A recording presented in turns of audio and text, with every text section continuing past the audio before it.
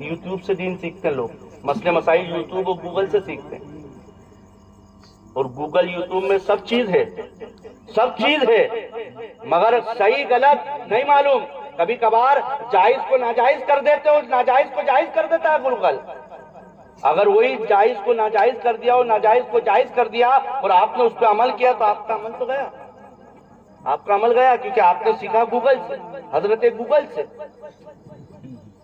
تو جب وہ ظاہر بات ہے ان لوگوں سے سیکھیں گے دین تو پھر ختم ہو جائے گا، کوئی مسئلہ نہیں ہوگا۔ اس لیے یہ علماء اکرام ہیں، ان سے دین سیکھیں، اپنی مسجد کے امام سے دین سیکھا کریں، تو یہی لوگ آپ کو دین سکھائیں گے۔ اور دین جیسے ابھی حضرت فرما رہے تھے، آج ہم نے ہمارے بچوں کو اس سے بولو اے فور کیا ہے، بک سے بولے گا ایپل۔ ہم نے اے فور اللہ نہیں سکھایا، اے فور اللہ بھی تو آتا ہے نا، اللہ بھی ایسے ہی آتا ہے، اللہ AAAH، مگر وہ بچے سے پوچھیں اے فور ایپل، اس کو اللہ بھی سکھائیں، ایپل بھی سکھائیں، ساتھ میں اللہ بھی سکھائیں، بی فور بال، بسم اللہ سکھائیں، ٹھیک ہے نا۔ آج ہم نے ہماری اولاد کے سامنے ہم نے دین کو کچھ نہیں سمجھا۔ ابھی حضرت فرما رہے تھے ہم ہمارے بچوں کو مکتب نہیں بھیجتے ہیں تو حضرت آدھے گھنٹے میں چھوڑ دینا، اسکول جائے گا یہ بچہ، تو اس بچے کے دماغ میں کیا اثر پڑے گا کہ اسکول زیادہ قیمتی ہے، یہ تو ایسے ہی ہے، یہ علم تو ایسا ہی ہے، تو اس علم کو سیکنڈ ہی سمجھے گا وہ بچہ، سیکنڈ نمبر کا وہ علم ہے، فرسٹ نمبر کا علم تو اسکول میں ہے۔ اب بچے کا ذہن تو یہی جائے گا نا، کیوں؟ آپ اسکول میں ہزاروں روپے فیس دے دیں گے، مگر وہی پیسہ 500 1000 روپے دینے میں، امام صاحب اس کے استاد کو دینے میں ہماری موت آتی، حافظ صاحب ابھی نہیں اگلے مہینے لے لینا۔ ہوتا ہے، ایسا ہوتا ہے، حقیقت بتا رہا ہوں۔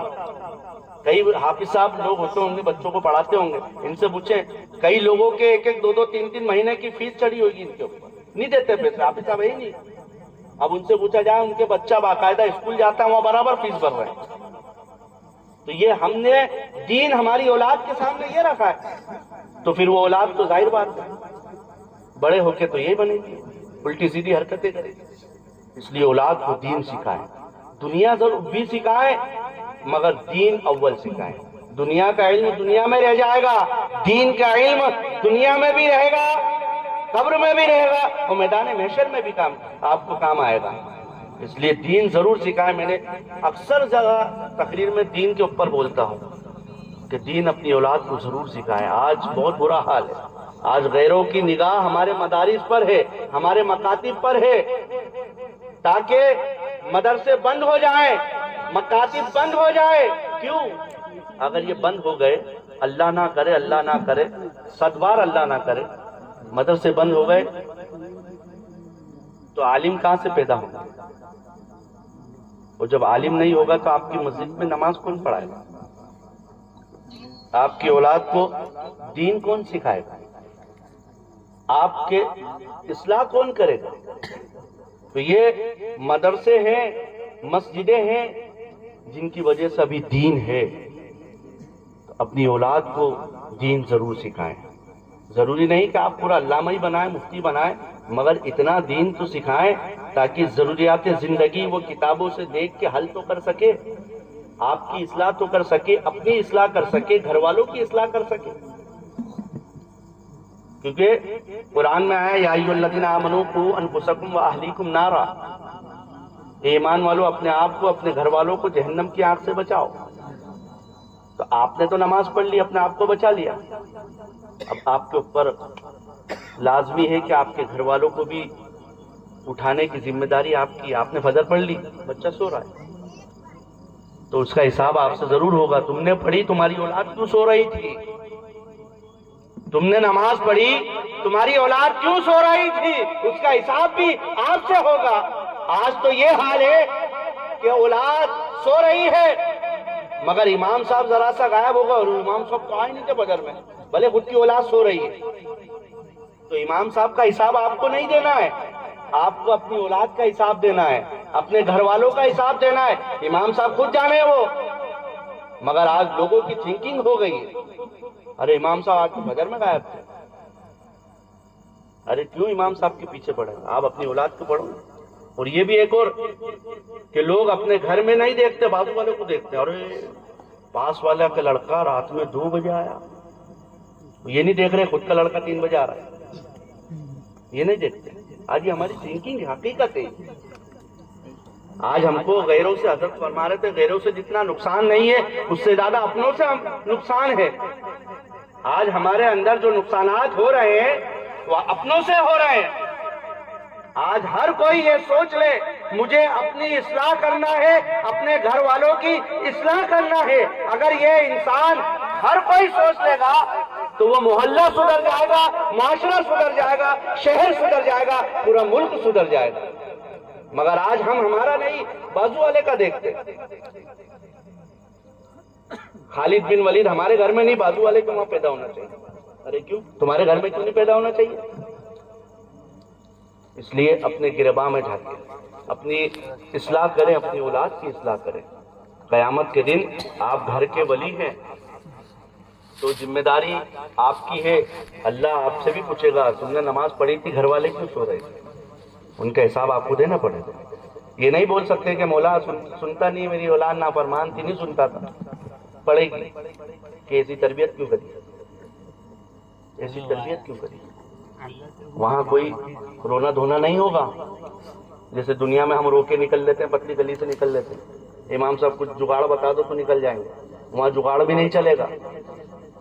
وہاں ہر اعضا گواہی دے گا، بدن کے اعضا گواہی دیں گے، ہر ایک اعضا گواہی دے گا کہ مولا یہ اس وقت اس جگہ یہ کر رہا تھا. تو اس لیے اپنے گھر کی اصلاح کریں. جب اپنا گھر سدھر جائے گا واقعی پورا محلہ، پورا معاشرہ سدھر جائے گا. آج ہمیں ہمارے گھر کی پرواہ نہیں ہے. ہماری اولادیں نشے میں مبتلا ہے. الحمدللہ اس گاؤں میں تو نہیں ہوں گے، شہروں میں ہوتے ہیں. ابھی نشہ ہمارے اندر بہت پھیل چکا ہے، بہت عام ہو گیا ہے نشہ. ضروری نہیں کہ نشہ صرف دارو کا ہی ہوتا ہے، دارو کے علاوہ بھی نشہ ہے جس سے آپ کا دماغ فاختہ ہو جائے. اسی کو حرام ہے نا، چاہے وہ چرس ہو، گانجا ہو، ہیروئن ہو، افیم ہو، شراب ہو، یا اسی کیٹیگری کی اور بھی چیز ہے. اب تو نام بدلنے سے لوگ سمجھتے ہیں نام بدل دیا تو شراب نہیں. نام بدلنے سے کچھ نہیں، شراب شراب ہی ہوئے گی. ٹھیک ہے نا، گوبر گوبر ہی ہوگا. اس کو لیٹرین بولنے سے یہ نہیں کہ لیٹرین ہے تو بڑا انگلش لفظ ہو گیا، تو ادب کے ساتھ لیں گے. لیٹرین لیٹرین ہی ہوگی، گوبر گوبر ہی ہے، ایک ہی ہو. اسی طرح وائن وائن ہی ہوتی ہے، شراب شراب ہی ہے، دونوں ایک ہی ہے. نام انگلش رکھنے سے شراب چینج نہیں ہوگی. تو یہ نشہ کتنے بھی نام چینج ہو جائے، نشہ حرام ہے تو حرام ہی رہے گا چاہے نام چینج ہو جائے. تو اگر نشہ، میرے کو جہاں تک امید ہے کہ نہیں ہوتا ہوگا، اگر کرتے ہو تو اس سے دور رہیں، کیونکہ نشہ بہت بری چیز ہے، بہت بری چیز ہے. نشہ جب انسان کرتا ہے تو اس کی عقل اڑ جاتی ہے. پھر اس کو نہیں دکھتا ہے کہ میری بیوی ہے کہ بہن ہے، نہیں دکھتا ہے. یہ میری اماں ہے کہ بیوی ہے، نہیں دکھے گا. اس کی عقل ہی ٹھکانے نہیں رہی. آدمی کی جب عقل ٹھکانے رہتی ہے تو سب سمجھ میں آتا ہے. جب عقل ہی ٹھکانے نہیں رہے گی تو بیوی اور اماں میں کیا فرق کرے گا؟ ہوتا ہے ایسے، کئی آپ دیکھا کریں، نیوز آتی ہے. تو یہ نشہ بھی ہمارے اندر بہت عام ہو گیا. اس سے آپ دوری کریں. اگر آپ کے محلے میں کوئی نشہ کرتا ہو اس کو سمجھائیں کہ غلط ہے. قرآن میں اس کا صاف لفظ میں حرام کیا ہے. انما الخمر والمیسر والانصاب والازلام رجس من عمل الشیطان، شیطان کا عمل ہے. یہ جتنی بھی نشہ کی چیزیں ہیں شیطان کا عمل ہے. تو جب ظاہر بات ہے شیطان کا عمل ہوگا تو شیطان ہے، تو پھر وہ راستہ ڈائریکٹ جہنم میں جائے گا. تو یہ ایک نشہ ہو گیا. اپنی گھر کی اصلاح کریں. اور سب سے آخری بات، پھر انشاءاللہ حضرت کا بیان سنیں گے، اپنی اولاد کو دین ضرور سکھائیں. میں پھر تاکید کر رہا ہوں، اپنی اولاد کو دین ضرور سکھائیں. الحمدللہ آپ کے شہر میں اتواس آس پاس میں مکاتب مدرسے بھی ہیں، آپ بھیجیں، بچوں کو بھیجا کریں.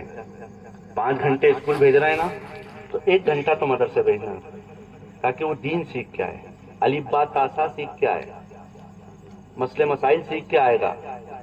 آج ہم پر جو سرکار کی حدیث ہے نا، طلب العلم فریضۃ علی کل مسلم و مسلمہ، ہر مسلمان مرد اور عورت پر علم سیکھنا فرض ہے، فرض۔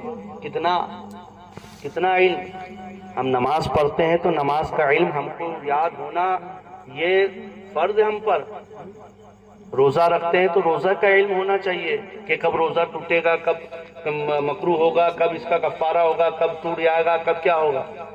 زکوٰۃ دیتے ہیں تو اس سے مسائل، حج کرنے جاتے ہیں تو اس کے مسائل، صدقہ و خیرات کرتے ہیں تو اس کے مسائل کہ کس کو زکوٰۃ دینا چاہیے، کس کو نہیں دینا چاہیے، کتنی زکوٰۃ دینا چاہیے، کتنے وقت میں زکوٰۃ دینا چاہیے، کن کن کو دینا چاہیے، یہ تمام یہ علم ہے، یہ سیکھنا ہم پر فرض ہے۔ ہم نہیں سیکھتے۔ ارے نماز تو دور، لوگوں کو قرآن پڑھنا نہیں آتا، بچپن سے لے کے آج تک بوڑھے ہو گئے۔ بہت سے ایسے ہیں جو بوڑھے ہو گئے نماز پڑھتے ہیں، مگر نماز میں کیا پڑھتے نہیں معلوم، نہیں معلوم۔ تو یہ ایسی نماز کوئی کام کی نہیں ہے ان کی، انہوں نے دین ہی نہیں سیکھا۔ نماز میں کب کیا پڑھنا ہے وہ علم ہی نہیں ہے۔ تو خیر آپ لوگوں کی عمر ہو گئی، اب بھی آپ سیکھ سکتے ہیں، علم سیکھنے کی عمر نہیں ہے۔ امام صاحب آ گئے، آپ چاہیں تو سیکھ سکتے ہیں امام صاحب سے، یہ نہیں کہ اب میں بڈھا ہو گیا اب سیکھنے جاؤں گا تو میرے بچے کیا بول، نہیں، علم کی کوئی عمر نہیں ہوتی، آپ سیکھ سکتے ہیں۔ قرآن شریف کیا کہ آپ صحیح کریں، آپ مخارج صحیح کریں، مخارج صحیح ہوگا تو قرآن صحیح ادا ہوگا، اور مخارج غلط ہو گیا تو قرآن کے معنی میں فساد ہوگا، نماز ہی نہیں ہوگی۔ سبحان ربی العظیم کب پڑھتے ہیں یہ بتائیے؟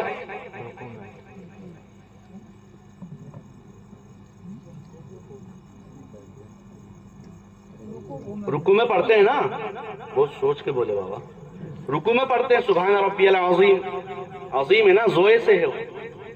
اب کسی نے مخرج میں بول دیا سبحان ربی العظیم، جیم نکال دیا اس میں تو گیا،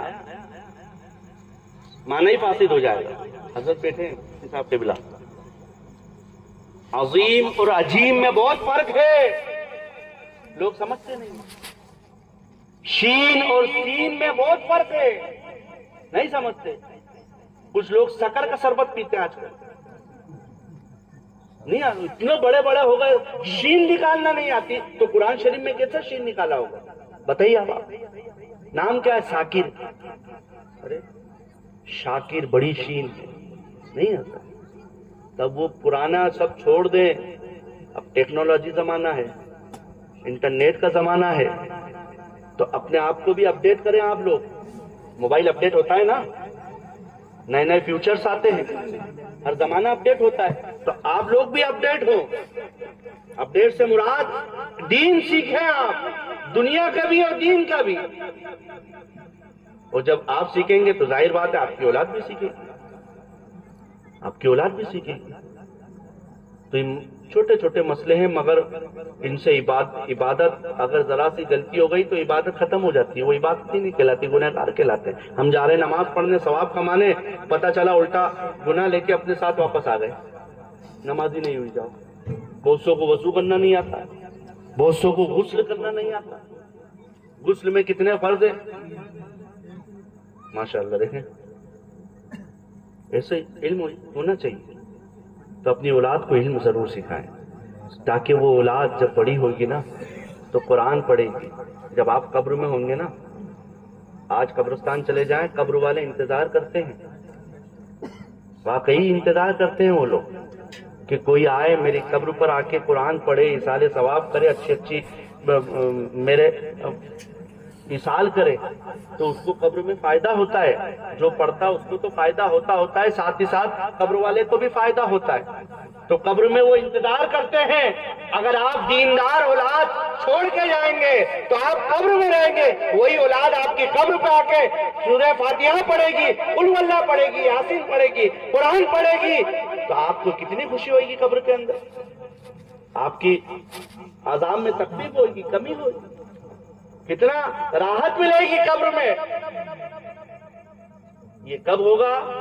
جب دیندار اولاد چھوڑ کر جائیں گے آپ، تب۔ نہیں تو وہی لفنگا چھوڑ کے گئے تو وہ تو ڈال کے آ جائے گا، پھر کبھی نہیں جائے گا وہ۔ صرف شب برات شب قدر میں جایا کرے قبرستان، وہ بھی لوگ سب جا رہے ہیں چلو قبرستان چل، اس کو معلوم نہیں وہاں جا کے کرنا کیا ہے. تو ایسا نہیں، دین سکھائیں بچوں کو، اور دین سکھائیں. ایک واقعہ میں اکثر سناتا ہوں، حضرت عیسیٰ غالباً ہے، قبرستان سے گزر رہے تھے تو دیکھا ایک قبر میں بڑا عذاب ہو رہا ہے. وہ نبی ہے، نبی کو ہر چیز کا علم ہوتا ہے، نبی کا معنی ہی ہوتا ہے غیب کی خبر رکھنے والا. تو انہوں نے قبر کے اندر کیا ہو رہا دیکھ لیا، گئے. تھوڑی دیر بعد واپس آئے تو کیا دیکھا، جس کے قبر میں عذاب ہو رہا تھا اب اس قبر میں عذاب نہیں، رحمت و برکت کا نزول ہو رہا ہے. کچھ دنوں کے بعد جب واپس آئے وہ تو کیا دیکھتے ہیں، اس قبر میں اب رحمت و برکت کا نزول ہو رہا ہے. تو بڑے تعجب کہ ابھی کچھ دنوں پہلے تو بڑا عذاب ہو رہا تھا، اب یہ عذاب اٹھ کے رحمت کی بارش نازل ہونے لگی. کیا وجہ؟ اللہ کی بارگاہ مولا یہ کیا؟ تو اللہ تبارک و تعالیٰ نے ارشاد فرمایا عیسیٰ یہ جب مرا تھا بڑا گنہگار تھا، پاپی تھا یہ بہت بڑا، تو اس کی گناہ کے عوض میں اس کو قبر میں عذاب ہو رہا تھا، مگر مرنے کے ساتھ ساتھ یہ اپنے ساتھ ایک بیوی چھوڑ کے آیا تھا. جب یہ مرا تھا اس کی بیوی حاملہ تھی، پریگننٹ، اور اب وہ بچہ، اس بیوی نے بچہ جنا. وہ بچہ جب 2.5-3 سال کا ہوا، اس بیوی نے اس بچے کو تیار کیا، اچھے کپڑے پہنائے، نہلایا دھلایا، ٹوپی لگائی، ہاتھ میں سپارہ دے دیا علیپا کا، جا بیٹا مدرسہ جا، مکتب جا، مسجد جا، وہاں جا کے قرآن پڑھ. جب وہ بچہ آیا اس کا، تو استاد نے کہا بیٹا پڑھو بسم اللہ الرحمن الرحیم. اس بچے نے اپنی توتلی زبان سے پڑھا بسم اللہ الرحمن الرحیم. تو اللہ تبارک و تعالیٰ ارشاد فرماتا ہے اے عیسیٰ سنو، جس کی اولاد مجھے رحمان اور رحیم کہہ کر پکارے، مجھے گوارا نہیں کہ اس کے باپ کی قبر میں عذاب نازل فرماؤں. ابھی صرف بسم اللہ پڑھی اس بچے نے، صرف بسم اللہ، تو اللہ نے اس کے باپ کی قبر سے عذاب اٹھا لیا. اگر وہی بچہ پورا قرآن پڑھے گا تو یقین جانے قبر میں اس کے باپ کو کتنی راحت پہنچے گی. اور وہی بچہ حافظ قرآن بن جائے، عالم دین بن جائے، اپنے وقت کا مفتی بن جائے تو کتنا ثواب ہوگا. اس لیے اولاد کو دین ضرور سکھائیں. آپ انجینئر بنائیں، ڈاکٹر بنائیں، پروفیسر بنائیں، سب کچھ بنائیں، مگر دیندار ضرور بنائیں، دین ضرور سکھائیں. جب دین ہوگا، دیندار ہوگا وہ اولاد، تو اس کو صحیح غلط کا فیصلہ کر سکے گا.